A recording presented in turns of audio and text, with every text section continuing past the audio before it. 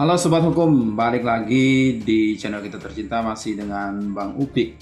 Di video sebelumnya kita sudah mengulas tentang boleh nggak sih polisi itu menolak laporan dari masyarakat, khususnya terkait dengan terduga tindak pidana guys. Nah, kali ini kita akan bahas seandainya polisi, pihak kepolisian itu kemudian itu menolak atau mengabaikan laporan dari masyarakat guys. Terus sanksinya seperti apa? Karena kalau cuman boleh tidaknya saja tentu hal yang biasa gitu ya. Tapi kalau kita bicara kemudian ada sanksi, nah ini masyarakat perlu tahu. Tapi sebelum kita lebih jauh dengan sanksi yang diberlakukan kepada pihak kepolisian yang tidak mau memproses atau menolak bahkan mungkin mengabaikan laporan dari masyarakat, jangan lupa like, share, komen, dan subscribe.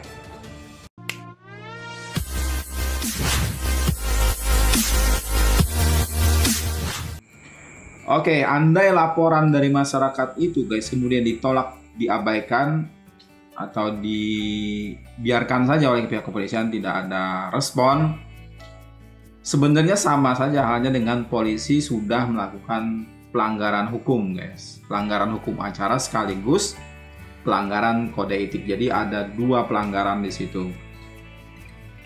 Kemudian lebih-lebih juga terhadap pelanggaran hak asasi manusia. 3, yaitu hak atas rasa adil di sini. Jadi bagi kepolisian ada sanksi ketika mereka menolak, mengabaikan laporan atau pengaduan. Ya. Sanksi terhadap pelanggaran kode etik itu ada di Perkapolri guys, nomor 14 tahun 2011 ya, Peraturan Kepala Kepolisian Republik Indonesia. Itu ada di pasal 20 ayat 1 yang mengatur bahwa anggota Polri yang diduga itu ya melakukan pelanggaran terhadap kewajiban dan atau pelanggaran larangan sebagaimana yang dimaksud pasal 6 sampai dengan pasal 16 dinyatakan sebagai terduga pelanggar. Nah, terduga pelanggar ini dinyatakan sebagai pelanggar setelah dilakukan pemeriksaan tentu saja dan mendapatkan putusan melalui sidang KKEP namanya. Ada di pasal 20 ayat 2 itu. Jadi selanjutnya ketika anggota Polri sudah dinyatakan sebagai pelanggar di sini, nah itu bakalan dijatuhkan sanksi atau dikenakan sanksi pelanggaran KEPP berupa ada di pasal 21 ayat 1, yaitu ada perilaku pelanggar yang dinyatakan sebagai perbuatan tercela, kewajiban pelanggar untuk meminta maaf secara lisan di hadapan sidang KKEP dan atau secara tertulis kepada pimpinan Polri dan pihak yang tentu saja dirugikan. Nah, kewajiban pelanggar di sini kemudian adalah untuk mengikuti pembinaan mental kepribadian, kejiwaan, keagamaan dan pengetahuan profesi ya sekurang-kurangnya 1 minggu dan paling lama 1 bulan guys. Kemudian bisa dipindah tugaskan ke jabatan yang berbeda yang bersifat ini adalah demosi ya, penurunan ya sekurang-kurangnya 1 tahun di situ. Kemudian juga bisa dipindah tugaskan ke fungsi yang berbeda yang bersifat demosi juga sekurang-kurangnya 1 tahun. Kemudian bisa dipindahkan ke wilayah yang berbeda yang bersifat demosi, artinya penurunan sekurang-kurangnya juga 1 tahun dan atau PTDH sebagai anggota Polri guys. Jadi tidak main-main sanksinya ini kalau menurut peraturan ya Perkapolri.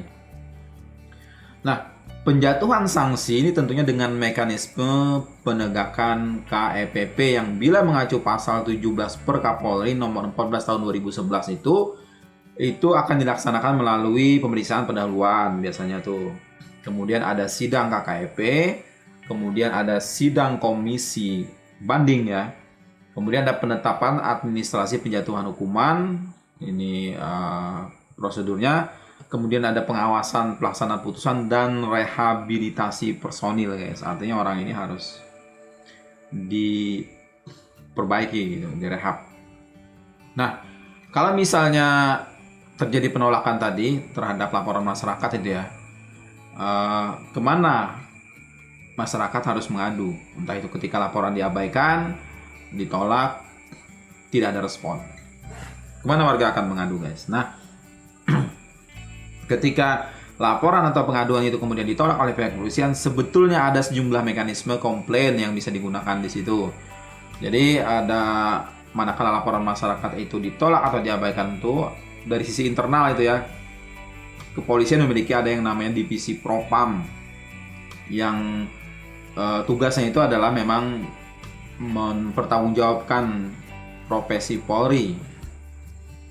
Nah, kita tahu saat ini memang Propam ini bermasalah, tetapi karena mekanisme yang ada di internal Polri adalah ini tetap ini kemudian kita jadikan acuan awal ya dalam kerangka penegakan KEPP tadi. Jadi Propam atau profesi pengamanan di sini itu berwenang guys untuk melakukan pemeriksaan pendahuluan dengan cara audit investigasi, pemeriksaan dan pemberkasan. Jadi misalnya ada warga yang memergoki Polri itu melanggar hukum atau polisi itu melanggar hukum, misalnya tuh ya, itu menolak atau mengabaikan laporan atau pengaduan tadi, ya, laporkan aja anggota polisi ini ke divisi Propam ini. Itu dari sisi internal ada Propam. Kemudian kita ke sisi eksternal ya, itu karena tugas kepolisian adalah bagian dari layanan publik yang terikat pada Undang-Undang Nomor 25 Tahun 2009, maka sebagaimana yang disebutkan dalam pasal 40 ayat 1, masyarakat itu berhak guys mengadukan penyelenggara pelayanan publik ini kepada penyelenggara ombudsman namanya, dan atau Dewan Perwakilan Rakyat Daerah, DPRD Provinsi, DPRD Kabupaten atau Kota tuh ya. So guys, jadi dalam konteks pengaduan yang dilayangkan ke ombudsman misalnya itu mengacu pada pasal 46 ayat 1. Jadi ombudsman ini wajib menerima dan berwenang untuk memproses pengaduan dari masyarakat tadi mengenai penyelenggaraan pelayanan publik yang sesuai dengan undang-undang yang ada ini tadi. Bahkan pada ayat 2 itu guys, itu dikatakan bahwa ombudsman ini wajib menyelesaikan pengaduan masyarakat apabila pengadu itu menghendaki penyelesaian pengaduan ini tidak dilakukan oleh penyelenggara. Nah, selain itu juga warga itu bisa dapat membuat pengaduan ke Komisi Kepolisian Internasional atau kita kenal yang sekarang ini lagi rame-ramenya terkait dengan kasus Irjen Verdi Sambo yang tampil kita lihat ke pihak-pihak Kompolnas ini. Nah, seperti yang mereka tulis di website mereka itu ada Kompolnas Go ID Tupoksi. Jadi Kompolnas ini mereka akan menerima guys saran dan keluhan masyarakat mengenai kinerja kepolisian untuk diteruskan kemudian kepada presiden. Nah, keluhan yang diterima oleh Kompolnas itu biasanya pengaduannya masyarakat yang menyangkut penyalahgunaan wewenang, misalnya dugaan korupsi, pelayanan yang buruk, perlakuan diskriminasi, dan penggunaan diskresi kepolisian yang keliru. Jadi kalau kita simpulkan, kita tarik resamnya, polisi itu dilarang menolak ya, atau mengabaikan laporan pengaduan dari masyarakat yang menjadi lingkup tugas mereka, fungsi dan kewenangannya. Kemudian apabila ditemukan kasus polisi menapik laporan, jelas itu adalah pelanggaran hukum acara, kode etik, dan kita bisa menjurus ke pelanggaran hak asasi manusia guys.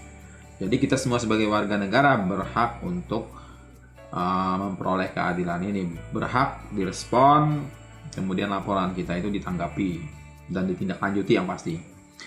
Itu guys terkait dengan sanksi dan kemana kita harus melangkah, harus melapor apabila laporan kita itu tidak digubris, diabaikan, dan tidak direspon oleh pihak kepolisian. Terima kasih sudah terus ikuti channel ini. Jangan lupa like, share, komen, dan subscribe.